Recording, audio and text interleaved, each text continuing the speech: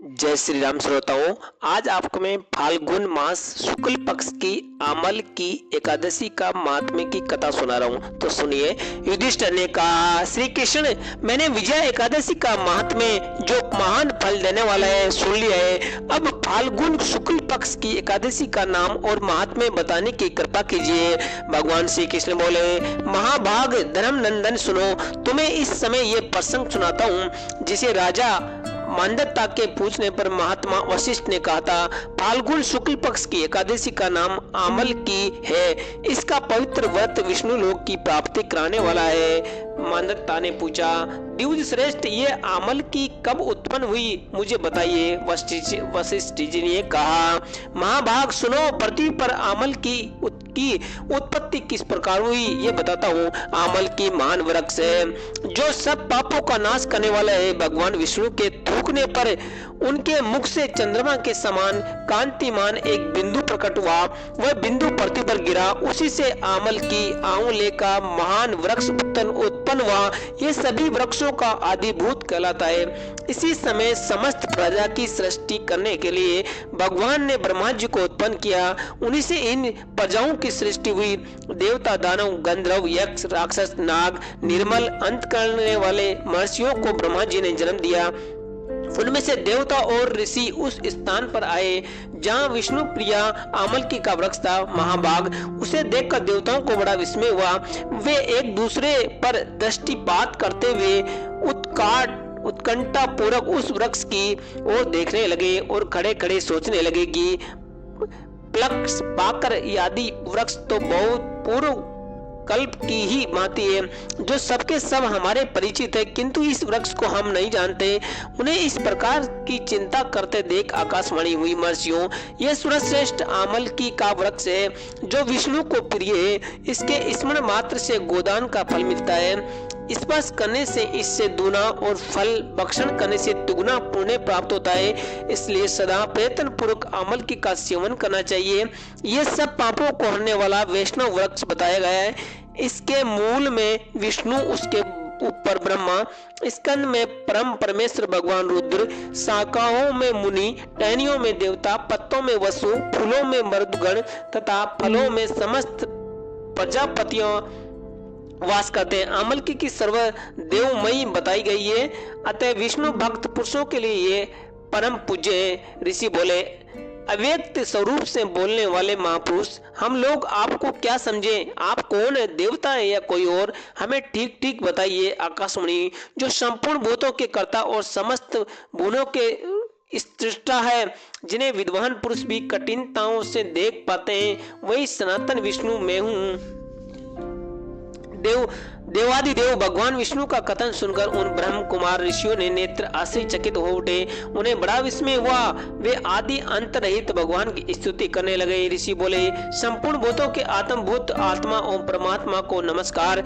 अपनी महिमा से कभी च्युत न होने वाले अच्युत को नित्य प्रणाम। अंतरहित परमेश्वर को बारंबार प्रणाम। दामोदर कवि सर्वज्ञ ओम यज्ञेश्वर नमस्कार।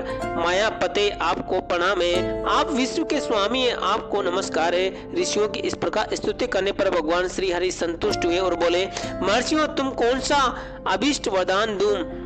ऋषि बोले, भगवान, यदि आप संतुष्ट है तो हम लोगों के हित के लिए कोई ऐसा व्रत बतलाइए जो स्वर्ग और मोक्ष रूपी फल प्रदान करने वाला हो। श्री विष्णु बोले, महर्षियों, फाल्गुन शुक्ल पक्ष में यदि पुष्प नक्षत्र के युक्त द्वादशी हो तो वह महान पुण्य देने वाला और सबसे बड़े पातकों का नाश करने वाली होती है।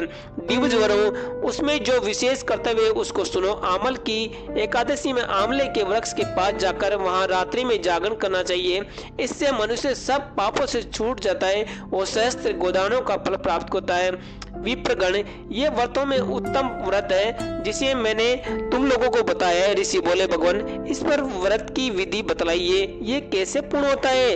इसके देवता, नमस्कार और मंत्र कौन से बताए गए हैं? उस समय स्नान और दान कैसे किया जाता है? पूजन की कौन सी विधि है तथा उसके लिए मंत्र क्या है?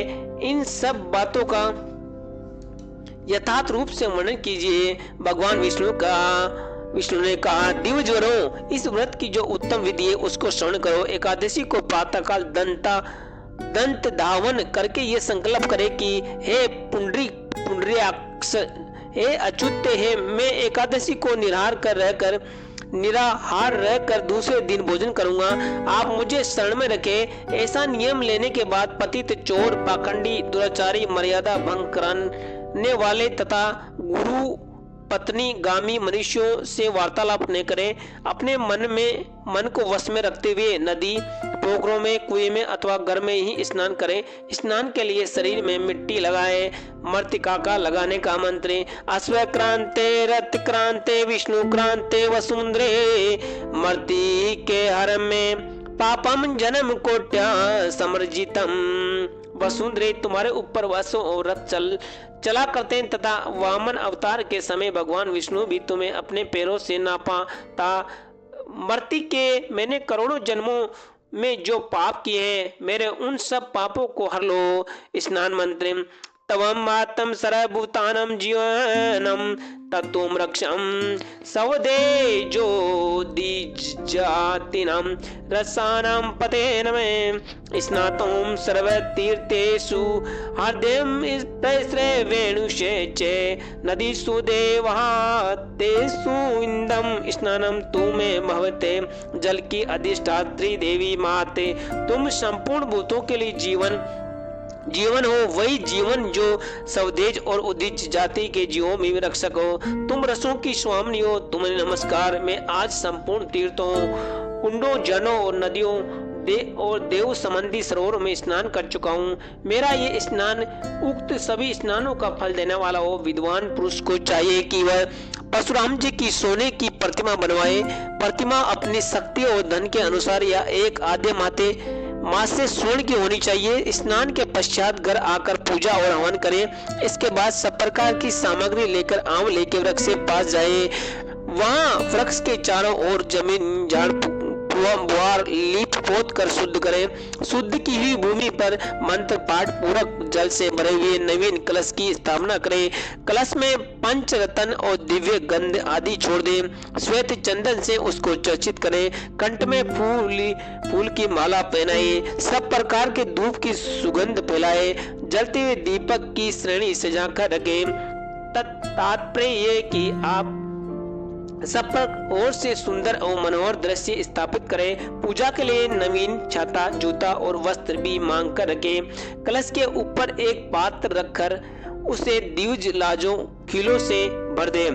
फिर उसके ऊपर स्वर्ण में परशुराम जी की स्थापना करें। विशुकाय नमः कहकर उसके चरणों की स्वरूपी नमः से दोनों घुटनों की, उग्राय नमः से जांघों की, दामोदराय नमः से कटिभाग की, पद्म नामाय नमः से उदर की, श्री वत्स धारणे नमः से वक्ष स्थल की, चक्रिण्यम नमः से माए माँ की, गदने नमः से गायने माँ की, वेकुंडाय नमः से कंठ की, यज्ञ मुखाय नमः से मुख की, विशोक निधाय नमः से नासिकी, वासुदेवाय नमः से नेत्रों की, वामनाय नमः से ललाट की, सर्व मने नमः से संपूर्ण अंगों और मस्तक की पूजा करें।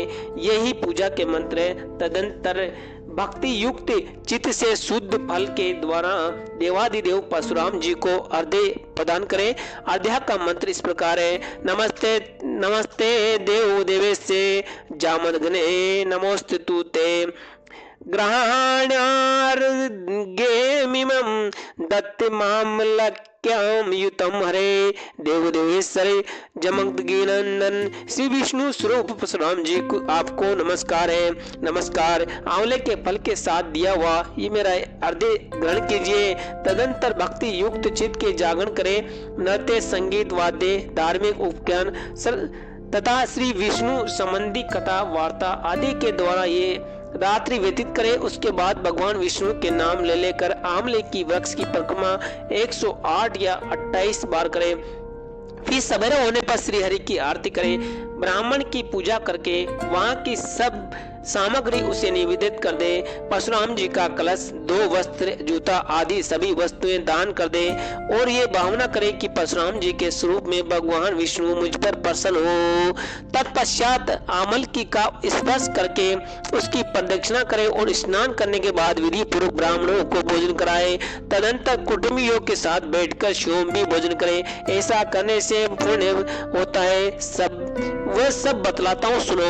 संपूर्ण तीर्थों के सेवन से जो पुण्य प्राप्त होता है तथा सब प्रकार के दान देने से जो फल मिलता है वह सब उपयुक्त विधि के पालन से सुलभ होता है। समस्त योगों की अपेक्षा भी अधिक फल मिलता है, इनमें तनिक भी संदेह नहीं है। ये व्रत सब व्रतों में उत्तम है जिसका मैंने तुम्हें पूरा वर्णन किया है। वशिष्ठ जी कहते हैं, महाराज इतना कहकर देवेश्वर भगवान विष्णु वहीं अंतर ध्यान हो गए। तत्पश्चात उन समस्त महर्षियों ने उक्त व्रत का पूर्ण रूप से पालन किया। नरश्रेष्ठ, इसी प्रकार तुम्हें भी इस व्रत का पालन करना चाहिए। भगवान श्री कृष्ण कहते युधिष्ठिर, ये दूरदर्श व्रत मनुष्यों को सब पापों से मुक्त करने वाला है। जय श्री राम। श्रोताओं, अगर आपको ये कहानी अच्छी लगी हो तो अपने परिवार और मित्रों के साथ शेयर कीजिए और कमेंट में जय श्री राम लिख दीजिए। और आप हमारे चैनल पर नए आए हो तो चैनल को सब्सक्राइब करके लाइक कर दीजिए। जय श्री राम, जय श्री राम, जय श्री राम।